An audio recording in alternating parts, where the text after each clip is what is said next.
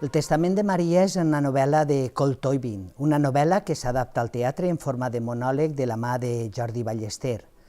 És un text que ha interpretat Pepa Miralles i que el coneixia des de feia molt de temps. Jo sempre he pensat que per a atacar un monòleg, per a fer un monòleg, un intèrpret ha de tindre una predisposició especial, ha de tindre, per una banda, unes ganes irrefrenables, imparables de fer-lo, sap que va estar soles en tot el procés, en tota la representació, i també el gust per poder narrar una història en la que el que pretens és que els espectadors t'acompanyen en eixa travessia. No té cap altra opció. La nostra intenció és que l'espectacle l'acabem de cuinar ara mateixa, com vos dia abans, l'hem presentat a la sala off on volíem contrastar-lo i presentar-lo davant dels espectadors, cercant una estrena que es produirà el dia 5 de juny en el Centre Cultural d'Alcoi dins de la programació de la Mostra de Teatre d'Alcoi. Realment esperem que siga un espectacle que puga moure's, que puga girar per el circuit cultural valencià. És un espectacle de xicotet format, encara no tenim decidit si el podem fer en espais més grans o menuts, pensem que la proposta com a tal és d'unes dimensions reduïdes, però estem en alguns processos de la producció. Vaig llegir la novel·la de Colt Toibin, El Testament de Maria, i em va agradar molt. I jo crec que ha estat la llavoreta que ara anem a estrenar, i en aquesta novel·la hi ha un personatge principal que és la Mare de Déu. Quan la vaig llegir vaig pensar en la possibilitat de poder-la fer i ho vaig deixar aparcat. Fa temps que em dedique més a la direcció que a la interpretació, i l'última cosa que he dirigit és Separeu-vos junts, que és una comèdia musical, que no té res que veure en el Testament de Maria, però ahir vaig conèixer, ja el coneixia d'abans, però vaig tindre més relació en un dels actors, que és Jordi Ballester, i portava barba i el monyo llarg i em va recordar molt a Jesucrist. I li vaig regalar la novel·la. I ell em va dir, tu vols fer-la? I jo dic, sí, fa temps que vull fer-la. Va dir, doncs jo la dirigisc. Simplement teníem ganes de treballar junts i treballar este text. Quan passa això, la direcció va per si sola. Tens davant a una actriu que comença a treballar i tu l'únic que fas és guiar el treball que et proposa aquesta actriu. Sí que és veritat que jo com a director soc una persona que m'agrada molt veure unes imatges molt concretes o veure el trànsit dels actors per escena d'una determinada manera, molt coherent, molt orgànica, que tot estigui com molt justificat, i això és el que finalment hem trobat en el Testament de Maria. El procés no comença directament ahir per arribar ahir, sinó el procés comença primer amb un treball molt més abstracte, molt més ampli, molt més obert, en el qual l'actriu té una llibertat absoluta de fer allò que vol en el text i amb el seu cos i els seus moviments, i jo des de fora anava mirant a veure tot això cap a on ho podríem portar. És un espectacle senzill, una posta en escena també molt senzilla, en una il·luminació molt acurada i on es recrea o s'intenta ambientar l'interior d'una casa en el segle I, en l'època en la que Maria vivia en Efes, en una ciutat de Turquia, del que és ara Turquia. Tot l'espectacle ocorreix ahir en un ambient molt domèstic.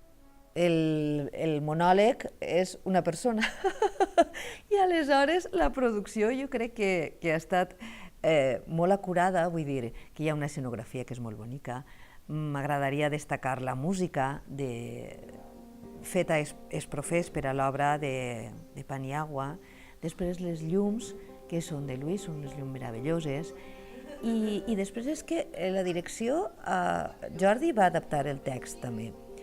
Després va ser revisat per una persona que coneix molt bé el valencià i que té també molta relació en temes bíblics, i ha estat un equip reduït, però jo crec que estàvem tots molt il·lusionats en aquest projecte.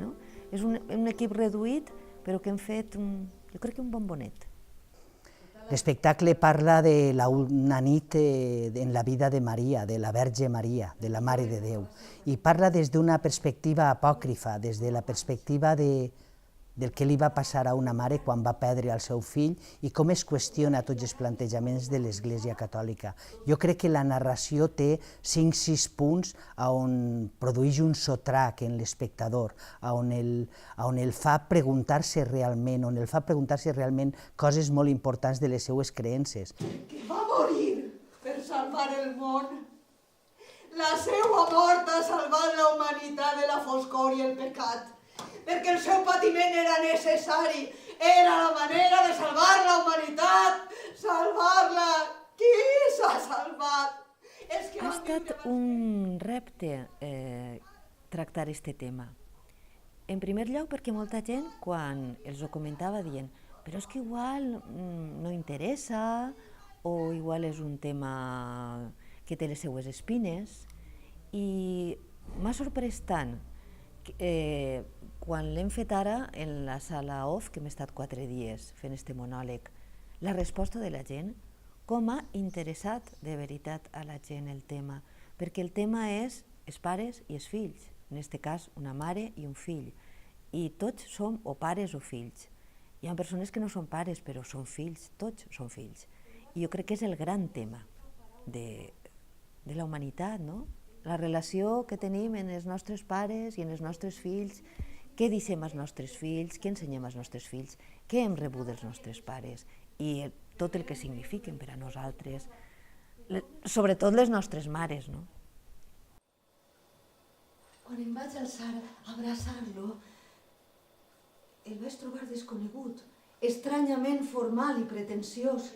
En un principi sí que volíem fugir o no era la nostra intenció anar directament a una posada en escena més teatral o més tradicional o més normal, sinó que volíem explorar mons una mica més abstractes, més etèreos, en els quals Maria tenia una presència i una potència i una fisicalitat i una omnipresència molt gran i per això vam treballar des de diferents punts de vista. És veritat que això, a mesura que vas assolint les capes de matisació, de corporalitat, de fisicalitat, d'organicitat i de veritat, a mesura que vas assolint aquestes capes i el personatge de Maria agafa la presència i la solemnitat que havia de tindre, sí que vam començar a plantejar l'obra des d'un punt de vista ja més teatral, amb unes accions molt quotidianes en les quals a mi m'interessava molt contrarrestar el que són les accions quotidianes de la mare, de la dona, normal i correnta, amb després la sobrenaturalitat del personatge de la Verge Maria i on situa la història i els fets a aquest personatge. I sobretot el que li envolta i el que ella conta al públic. Aquests fets tan enormes i tan grans que són tot el que aconteix al seu fill i com ella ho viu. Aquesta contraposició dels fets naturals, de la quotidianitat, del dia a dia, de la terrenalitat, d'una dona, d'una mare que pateix, amb la consciència que té l'espectador de qui era aquest personatge, què representa i què ha representat en la història de la humanitat aquest personatge, és on venia la clau interessant d'esta obra. El xiquet va passar a ser un home, se'n va anar de casa i es va convertir en un moribund penjat d'una creu.